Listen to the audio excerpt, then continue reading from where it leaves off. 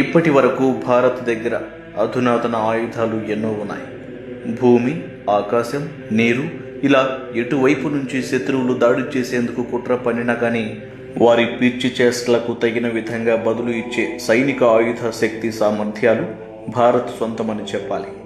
ఇంతటి బలమైన దేశం కాబట్టే పాకిస్తాన్ వంటి శత్రు దేశం సర్జికల్ స్ట్రైక్స్ ధాటికి తట్టుకోలేక చేతులెత్తేసి తోక ముడుచుకొని కూర్చుంది.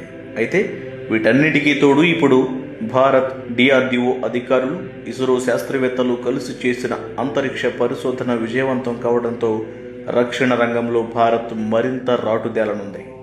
ఇక్కడ ఇంకో విషయం ఏంటి అనగా, ఈ అంతరిక్ష ప్రయోగం ద్వారా భారత్ సాధించిన విజయంతో యావత్ ప్రపంచ దేశాలకు ఆలోచింపజేసేలా ఉండగా, ఇక శత్రు దేశాలకు అయితే కంటి మీద కునుకు లేని పరిస్థితి. ఇంతకు భారత్